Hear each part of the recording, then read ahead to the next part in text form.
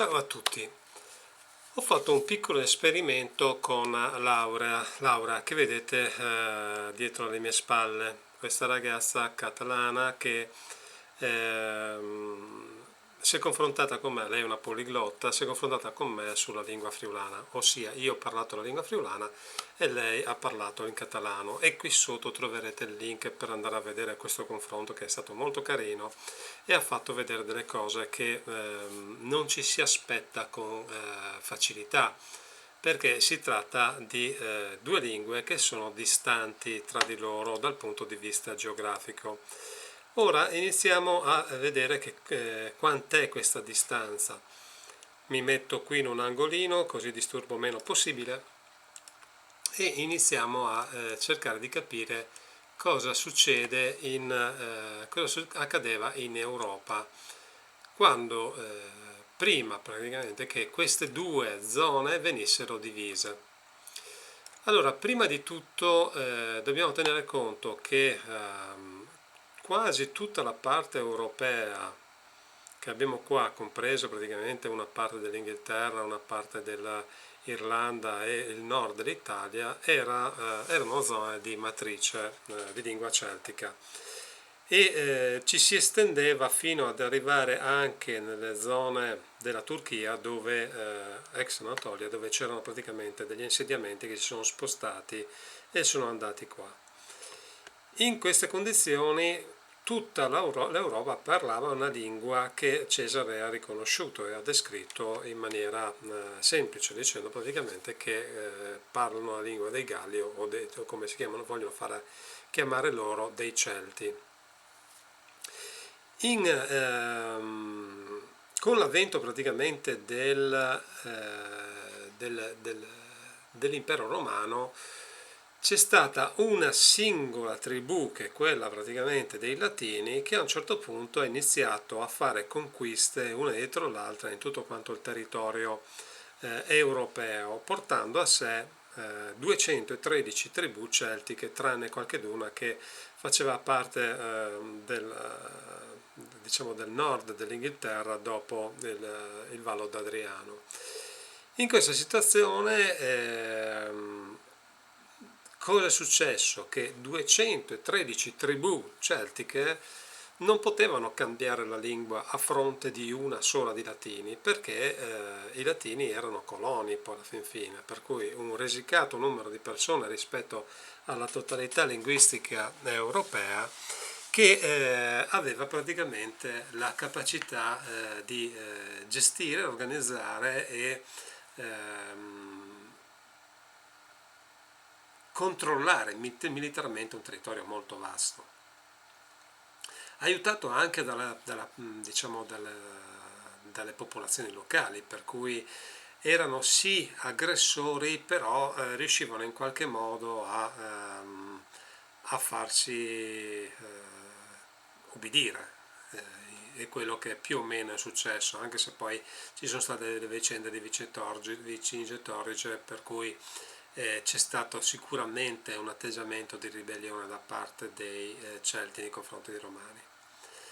Quello che era la lingua celtica era qualcosa di particolarmente differente da quello che sono le lingue scritte, ed è questo il motivo per il quale non è stata trascritta, per cui ci troviamo di fronte a una lingua che non era possibile trascrivere, proprio perché era una lingua descrittiva. Se io dico quella cosa che contiene il liquido, no, potrebbe essere una bottiglia, come potrebbe essere uno spray, come potrebbe essere una qualsiasi cosa che uno ha a disposizione, potrebbe essere anche un bicchiere, per cui non avevano la capacità di utilizzare parole vere e proprie per definire qualche cosa, perché erano tutte quante descrizioni. E uno dei problemi più importanti che ho potuto riscontrare è che queste descrizioni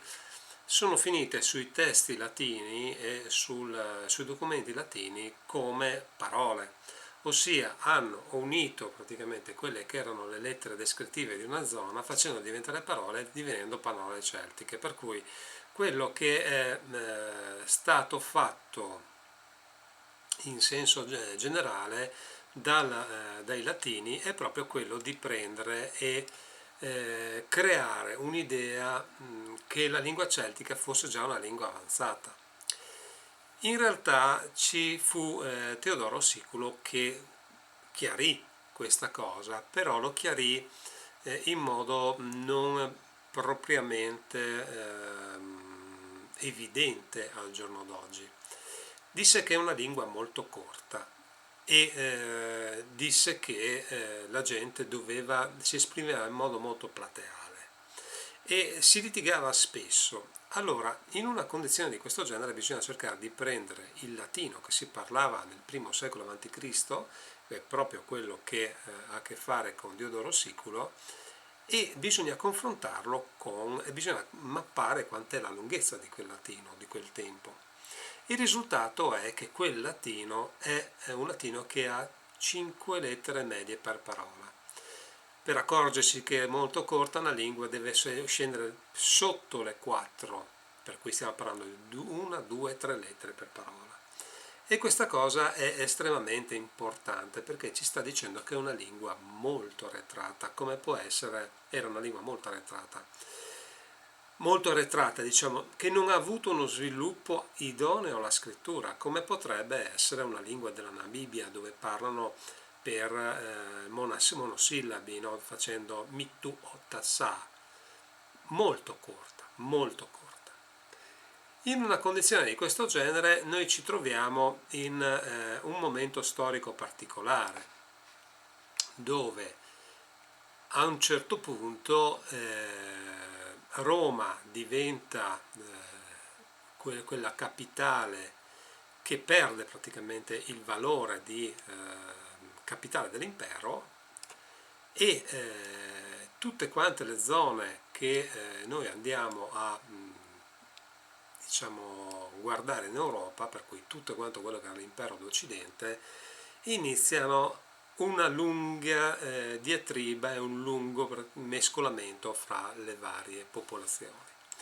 Quello che accade è qualcosa di estremamente curioso perché tutta la gente parte da queste zone e inizia a migrare verso giù.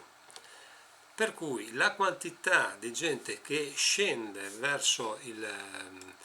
sud Italia è tanta al punto da cambiare radicalmente l'assetto linguistico e creare delle mescolanze linguistiche locali estremamente importanti. Abbiamo dei passaggi delle popolazioni che iniziano ad imprimere quello che è una lingua che è un ibrido fra la logica latina trascrivibile e sicuramente il substrato che caratterizza le parole celtico, diviso che ha varie caratteristiche che avevano già un imprinting già prima, ad esempio nelle zone della pianura padana, i Celti cisalpini sicuramente utilizzavano le doppie per identificare più cose, perché comunque era una lingua che era molto legata al gestuale. Per cui se io dico tetto e ci metto 2T è perché sto indicando due superfici in questo caso, un po' come caravella, non è caravela, è caravella, ce ne sono tante, esalta proprio questa quantità velistica di questo oggetto, di questo mezzo di trasporto. Nel momento che accade questo, contemporaneamente c'è una pressione dall'alto delle popolazioni germaniche, che iniziano a premere e allontanano e fanno sfollare la gente verso il Friuli Venezia Giulia, che era chiuso dalle paludi diciamo in questa zona che potete vedere qui nella cartina, per cui ci troviamo, vediamo se riesco ad allargare un po' la zona, ci troviamo in una zona che più o meno parte da qua e arriva più o meno qua, in questa zona qui, dove tutte quante c'erano solamente paludi e in tutto il Friuli c'erano solo paludi, questo fino a fine 1800, per cui non solo il periodo tardo imperiale o fine imperiale. C'è un degrado totale della manutenzione della strada, della viania, della postumia, di conseguenza non sono più accessibili come prima e i passaggi ci sono solo fatti in maniera molto difficoltosa, specialmente a cavallo. Tenete conto, ad esempio, quando sono arrivati i Longobardi erano veramente in pochi, con 150.000 unità hanno conquistato tutta quanta l'Italia. Significa che un po' la peste e un po' il fatto che tutto quanto fosse boschi e zone dove la gente si poteva imboscare, la gente era più propensa a nascondersi perché non era abituata alla guerra che a mettersi lì a costituire armate per fronteggiare un nemico che tutto sommato era più ubriaco che altro. In quello che ci troviamo di fronte è un latino che si parla strettamente nei luoghi di potere per come lingua franca, per cui si utilizzano degli adepti che trascrivono, e non sappiamo neanche se trascrivevano correttamente quello che dicevano i loro padroni, per mandare le missive a destra e a manca, e trascrivono tutti quanti i testi in latino, però i loro padroni a tutti gli effetti non per forza parlavano latino. In Friuli, con questo isolamento che abbiamo detto prima, ci si trova una lingua che va da Trieste, compreso in tutta quanta la nostra regione, ad accumulare prima i Carni, che erano sicuramente la popolazione celtica di zona, poi i Taurisci, che erano la seconda popolazione che è venuta giù dalla zona della Carinzia, assieme alle popolazioni del Noricum, e in questa situazione noi ci troviamo con dei passaggi semi-chiusi, perché uno è il passo di Monte Croce Carnico e l'altro lo troviamo, ma è stato costruito dopo, nel Ponte Bano,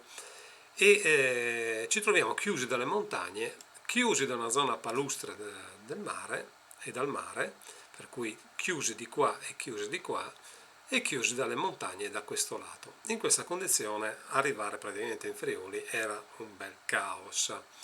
Tant'è che poi 700 anni, nel 700, per cui dai 400 al 700, stiamo parlando più o meno di 400 anni, iniziano a far pressione sulle zone ad est tutte quante le popolazioni slave, andando a spingere quelle che erano le popolazioni di lingua pannonica, per cui celtica, verso il Friuli, e a un certo punto nell'anno 1000 queste entrano in Friuli portando la loro lingua, che era molto simile a quella friulana. Tenete conto che questa cosa era diciamo presente molto anche a nord, nella zona di Salisburgo, nella bassa Baviera si parlava una lingua che veniva definita ladina. Ladina perché la popolazione del luogo si autodefiniva ladinischer, per cui latini. Ma latini è come dire io sono italiano, però parlo friulano, sono del Friuli, ho una lingua che è quella friulana, sono bilingue perché parlo anche italiano, nel loro caso erano monolingue per cui parlavano solamente ladino, e si trovavano in una situazione abbastanza anomala, per cui dicevano sono della popolazione dei latini, però parlano un'altra lingua, anzi non dicevano parlano un'altra lingua, ma semplicemente sono la popolazione dei latini. Nel momento che fanno questa operazione, e non solo lì, perché c'è anche il discorso più tardi dei Franchi, che sono una lingua germanica, che danno nome alla Francia, che era di lingua celtica e ha una lingua derivata dalla lingua celtica, dei Lombardi, che praticamente prendono nome dai Longobardi, però in realtà erano anche loro di lingua derivata gallica, celto-gallica. E c'è anche questa confusione che mo si chiamano Galli, mo si chiamano Celti, mo si chiamano Galati, mo era sempre la stessa gente, solamente che cercavano di identificarla come territorio, ognuno usava il nome che gli stava bene. In realtà erano sempre popolazioni celtiche che avevano questa caratteristica. Le divisioni linguistiche a un certo punto iniziano a farsi strada, e la divisione creata dalle popolazioni germaniche che arrivano in questa zona e chiudono e dividono praticamente la zona della Svizzera, dell'Austria, dall'Italia dal punto di vista linguistico, lasciano un'isola che è quella del Friuli Venezia Giulia, che ha ancora praticamente una lingua che è molto legata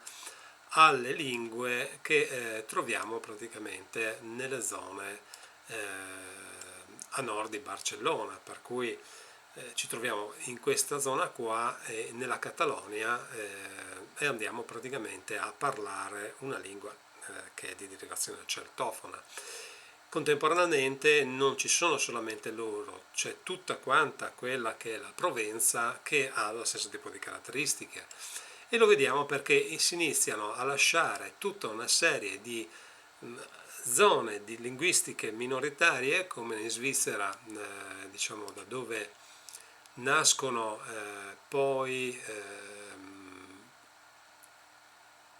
che nascono prima, in precedenza, i gruppi etnici celtici più importanti, come quello di Latene, e da queste zone noi veniamo separate, ma abbiamo tutta una serie di indizi di lingue che assomigliano un sacco al friulano, fino ad arrivare praticamente da noi qua in Friuli. E noi siamo isolati da loro, perché siamo, tra virgolette, l'ultimo avamposto. Non solo, nel primo secolo a.C. il Friuli Venezia Giulia passa a municipium, avendo il diritto di legiferare e utilizzare la propria lingua. E questo è un elemento estremamente importante, perché ce lo siamo portati dietro da quella volta fino ai giorni nostri, e nello studio che ho fatto risulta evidente che ciò che veniva scritto dai latini e dai greci sui libri, della lingua locale, dei termini locali che vengono utilizzati per descrivere le nostre zone, sono la dimostrazione che il friulano era presente già lì in forma embrionale nel primo secolo a.C., nel secondo secolo a.C., perché Achilia è praticamente una frase che antica di un antico friulano, e questo è un elemento estremamente importante. Ma dal punto di vista della linguistica, i ricercatori che hanno iniziato nel 1800 a cercare di capire come mai le lingue celtiche delle zone inglesi, delle zone anglosassoni, dell'Irlanda, dell'Inghilterra, per cui gli scozzesi che parlano in gaelico e gli irlandesi parlino una lingua così differente dal friulano. La realtà è che entrambe le lingue, sia la loro che la nostra, sono diventate evoluzioni dove la lingua erudita di zona creava, diciamo, dei modelli da seguire per esprimersi. Per cui da noi arriva il latino, che è la lingua erudita, iniziano a mettere vicino delle frasi che assomigliano un po' a delle parole latine, ma sono frasi a tutto tondo celtiche, e queste frasi celtiche diventano poi parole che assomigliano dal punto di vista sonoro al latino, però di fatto sono frasi del celtico continentale. In questa situazione un po' balorda si trovano anche gli irlandesi e gli inglesi, e questo, gli scozzesi meglio, perché poi alla fin fine il gaelico, parliamo di Scozia, e questo li porta a dover cercare di trasformare una lingua che è descrittiva in una lingua che ha dei nomi, ha dei riferimenti, ferma dei concetti, non delle frasi che cercano di spiegare un concetto. Nel momento che lo fanno a loro maniera, con le loro parole, utilizzando quello che è il metodo di insegnamento di chi è la lingua dominante nella loro zona, e il risultato è che parlano a tutti gli effetti oggi con parole che sembrano differenti dalle nostre. Ma se io devo dire io dentro a una bolla, per dire che sono incinta, dico in gaelico im, qui me, bol, che assieme alla bolla qui me, per cui dentro la pancia, la parola bol la troviamo anche diciamo nel friulano, essere bol, bole, anche in italiano, essere bolla, bol, fare la bolla, bolla, con due L, bolla, e di conseguenza diventa qualche cosa di tondo. E allora ci accorgiamo che tutto sommato queste differenze sono non poi così differenti, e, e a tutti gli effetti il Friuli Venezia Giulia prende, dopo aver perso la parte praticamente del Monfalconese, triestino dal punto di vista linguistico per un aumento delle richieste lavorative, dove ci sono state le grosse migrazioni di Veneti, e di conseguenza si è cambiata radicalmente la lingua, prende e rimane praticamente conservatore delle varianti linguistiche che arrivavano dalla Pannonia, dalla Noricum e dalla Carnia. Per cui la CH, il Z, Cefastu, Cefatu o il Sefatu sono delle varianti proprio date da questo genere di meccanismo. E la cosa bella è che a un certo punto ci proiettano, senza praticamente darci tregua, ad un confronto direttamente con le zone del barcellonese, per cui nel nord-est della Spagna e nel sud-est della Francia, quella zona che si affaccia al mare. Non è solo finita qui la cosa, perché molte parole che erano quelle vecchie che facevano radice, oltre a mantenersi molto pulite nel friulano, si vanno a riscontrare in altre lingue. Ad esempio, se noi andiamo in Romania, no? Per far salire qualche cosa a sé si dice opa, e nel friulano si dice opa, ma non abbiamo avuto noi influenze dal punto di vista del rumeno nel friulano, e tantomeno i rumeni nel nostro. È che la matrice originale è sempre la stessa, significa OPA, fare, punta, perimetro, per cui si intende praticamente le punte, le braccia in questo caso fanno perimetro, si intende abbracciare, prendere in braccio, prendere in seno. E questa cosa era una frase celtica che è rimasta nel tempo, è diventata parola ed è rimasta come parola sia qua che là.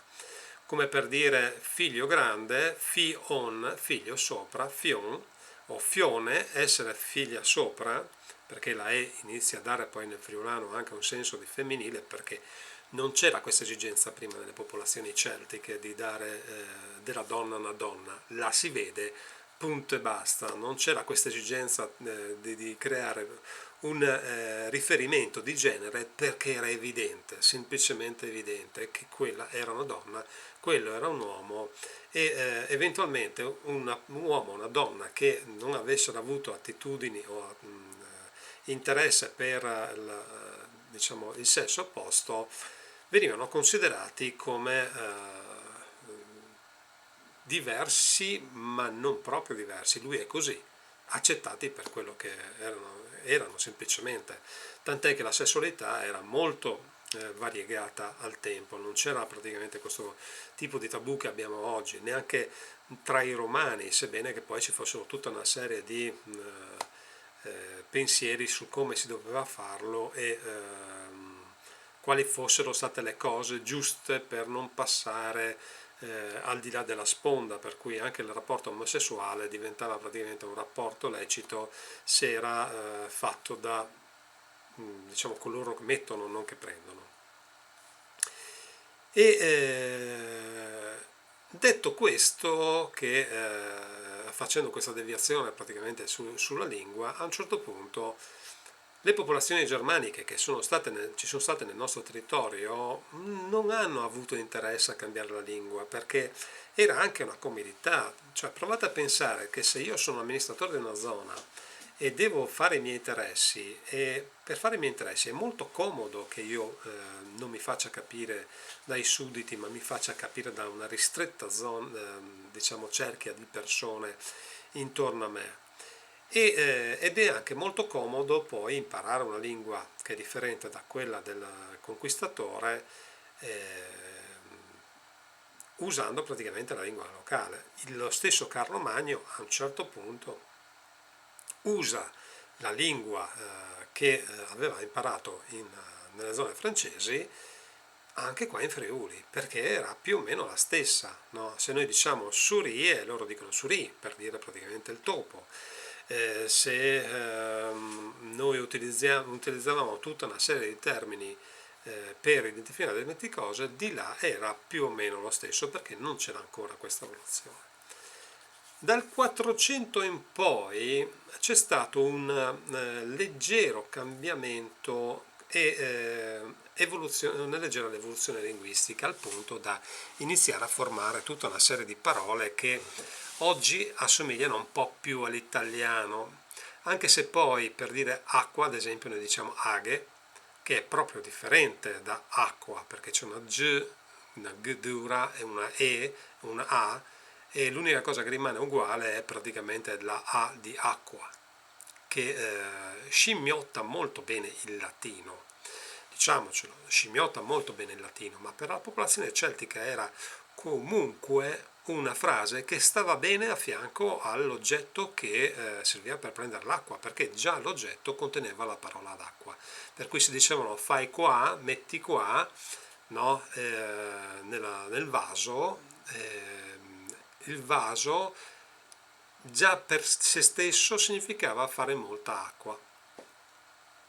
fare un perimetro con molta acqua, essere un contenitore con molta acqua, per cui non serviva ripeterlo, semplicemente si diceva fai assieme qua, per cui l'acqua fa l'assieme qua. E di conseguenza quello che accadeva è che scimmiottando una parola di una lingua latina a un certo punto potevano tranquillamente utilizzare la loro lingua senza diciamo perdere in originalità e in struttura diciamo originaria. Ma facendolo zona per zona questo elemento è diventato veramente qualcosa di estremamente complesso e estremamente articolato, tant'è che zona per zona si sono create delle varianti anche di lingue simili, però nel territorio hanno varianti differenti. E questo è l'elemento che ci dà la possibilità di andare a ritroso, iniziare a capire quali sono le 26 parole iniziali che sono comuni a livello globale, e da queste iniziare a capire la coppia di termini che iniziano a formare una prima protolingua, e da lì iniziamo a capire quali sono le evoluzioni zonali per questa protolingua, e ci rendiamo conto che siamo di fronte a frasi, parole che contengono frasi, che sia giapponese, che sia cinese, che sia qualsiasi lingua. Questo è il fatto. L'evoluzione ad esempio del cinese è curiosa perché a un certo punto loro, per darsi delle logiche, hanno iniziato a utilizzare molto la tonalità, per cui al posto di indicare col dito direttamente una cosa, cambiavano il tono per poter fare lo stesso disegno sonoro agli occhi di chi ascoltava. Sarebbe dalle orecchie, non agli occhi, però diciamo, è un suono che rende un effetto visivo, che sostituisce praticamente un gesto. In queste condizioni, con Laura, abbiamo dimostrato questa cosa che è estremamente interessante. Abbiamo messo a confronto due zone che sono distanti a tutti gli effetti l'una dall'altra, che sono praticamente quella catalana che sta qua e quella friulana che sta qua, divise da una zona francese dove è stata cambiata la lingua nazionale e unite da delle zone dove parlano in occitano, unite da delle zone dove si parlano lingue romanze, per cui lingue di derivazione celtica a macchia di leopardo in tutte quante queste zone qua, fino ad arrivare alla zona friulana dove c'è l'altro gruppo etnico dove si parla questa lingua che è il friulano. Questo valeva in maniera importante fino ad arrivare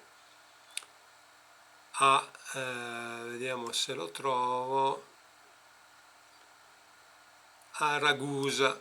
che è questa zona qua. Qui dei vecchi testi riportati diciamo, nella documentazione veneta ci mostrano che la lingua simil-celtica, la lingua dell'impero romano, che poi era quella, arrivava tranquillamente fino in queste zone. Ma anche Napoli, la sua lingua ha questo genere di matrice, per cui ci rimane in maniera molto importante questo genere di concetto. Le lingue erudite che invece iniziano a cambiare in maniera drastica le lingue del meridione sono lingue che vanno ad influire molto sulle lingue meridionali e il risultato è che qui si inizia a parlare delle lingue che sono molto differenti da quelle presenti sopra Napoli, perché la costruzione poi delle parole viene fatta per creare una lingua scrivibile grazie a una lingua che è differente, che è il greco, che è piuttosto l'arabo, e piuttosto sono le lingue che creano confronti col Mediterraneo.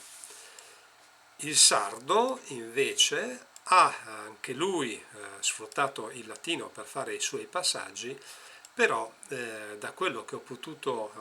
cercare di capire mi trovo di fronte a una lingua sorella della lingua celtica, per cui è una di quelle lingue primarie che non viene presa in considerazione, che in qualche maniera, quando diciamo, c'erano ancora delle condizioni per l'attraversamento dei mari, perché i mari erano ancora più bassi, tenete conto che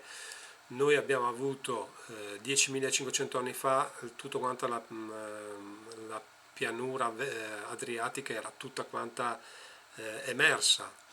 poi questa è arretrata, ma qui tutte le zone erano abbastanza vicine alla terraferma per poter passare da un'isola all'altra, per cui ci troviamo delle zone di transito che possono aver tranquillamente utilizzato delle lingue che si sono divise proprio cercando dei varchi in queste zone.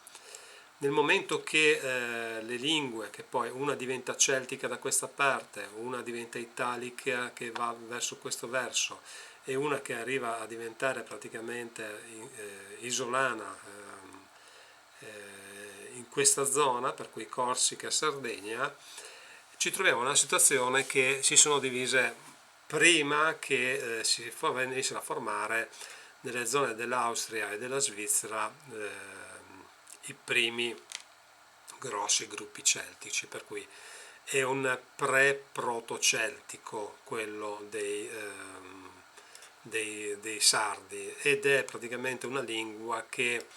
è molto prossimo allo zero, come è la struttura base che c'è all'interno del friulano, per cui è sicuramente una delle lingue molto interessanti da studiare a 360 gradi. Detto questo, io vi lascio il link sotto per andare a vedere quello che abbiamo fatto con Laura. Le cose che si possono scoprire sono tantissime, per cui una volta aperto il vaso di Pandora, quello che può venirne fuori è qualcosa di veramente eccezionale. Io vi invito diciamo, ad andare a vedere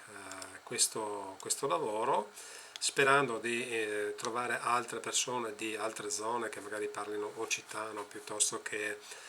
altre lingue e possono confrontarsi con me, e anche giapponese. Mi piacerebbe veramente che qualche giapponese si confrontasse con me, perché ho notato che ci sono delle cose che sono veramente eccezionali. Idem con il cinese, idem con tutte quante quelle lingue che possono essere minoritarie ma possono avere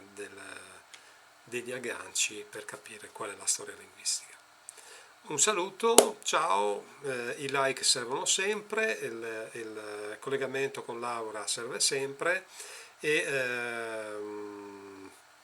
alla prossima.